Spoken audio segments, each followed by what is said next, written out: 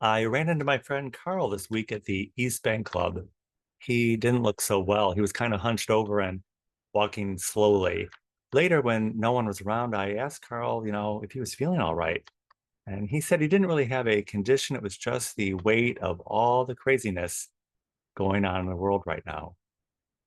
I apologized for thinking he was ill, then quickly acknowledged feeling distressed is a real thing, not to be discounted. All the crazy in the world affects our mental state and takes a toll on our body. It's the cohort effect of shared experience. A recent article in Sociological Review explains why it's more true now than ever before. We're all experiencing crazy at the same time. Timelines and events have been compressed into conjuncturality. We all have the normal generational overlap bunched up and leapfrogging over each other. Some are skipped over and some are marginalized due to globalization, the pandemic narrative, and austerity programs. The window dressing of culture just can't keep up. Social norms have been consolidated into polarization for sheer efficiency's sake. We're all trying to make sense of something that makes no sense. Younger people are a lost generation. Older people feel displaced and marginalized, and the middle class is depressed. Being depressed conveys the idea that at one time we were happy. And being aware means more than being aware you're happy or depressed. It's being aware why you're happy or why you're depressed. Awareness has been infiltrated by paid advertising messages. If we buy into it, we're told we're happy. And if we're not feeling happy, we've probably been sold something else.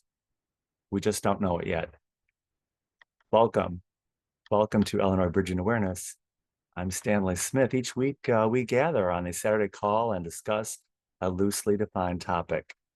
Usually, people talk about their relationships with neighbors, friends, family, and the challenges and joys of life.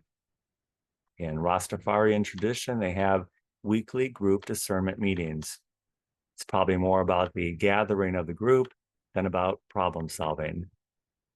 During the pandemic, John Tigas told us one of the most important practices is coming together in small groups, communing with each other, sharing the bread and cup of life with one another.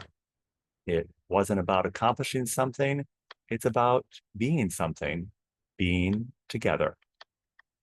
Recently, I attended the White Dudes for Kamala virtual online seminar. It was not very empowering, but I listened anyway. I was kind of fascinated that the Harris campaign could put something like this together so quickly. Last week, my sister went to Women for Kamala.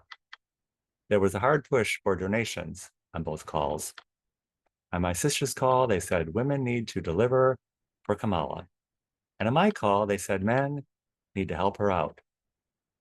Later, when I looked through the platform and organizers of the event, I saw that it was facilitated by a group called Action Network, which is a marketing fundraising company specializing in harvesting small email groups and soliciting funds from them. It seems like community building, but it's really just fundraising. They utilize cohort effect and conjunctionality for money. On the call, they used fundraising techniques, including shaming, bullying, name calling, and intimidation, just to get us to pledge money. They told us white men have a 26% higher risk of suicide, and that the only upside of that is that if we kill ourselves, we're less likely to kill somebody else. At church on Sunday, they told us we're all heading toward Nazi Germany. The only people who didn't think they were heading toward Nazi Germany were the people who actually lived in Nazi Germany under Hitler. It's us that make everything derivative. Not everything is derivative or interpretive. There's always another way. We have God of the linear timeline of events. It's derivative.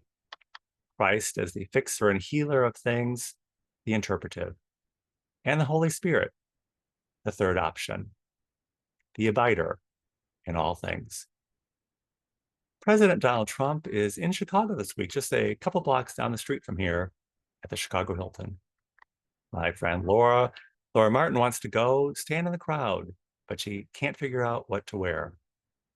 My liberal friends say everything Mr. Trump says is gibberish to them.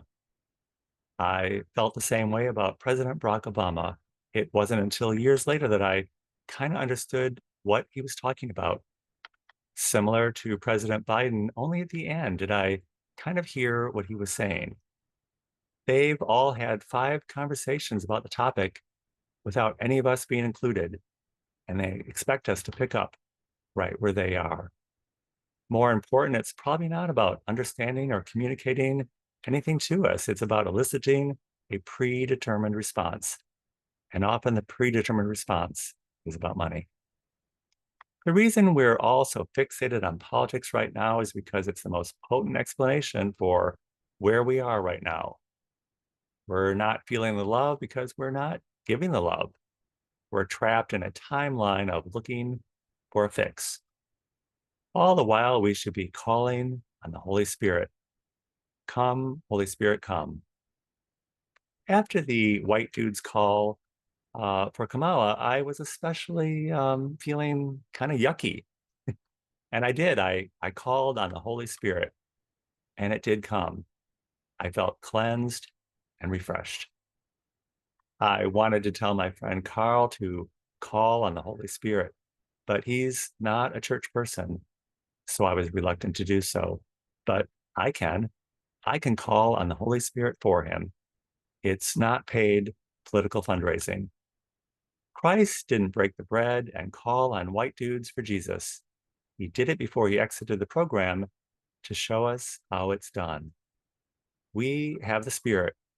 Our job is to share the Spirit. And it's the best kind of group we can be part of.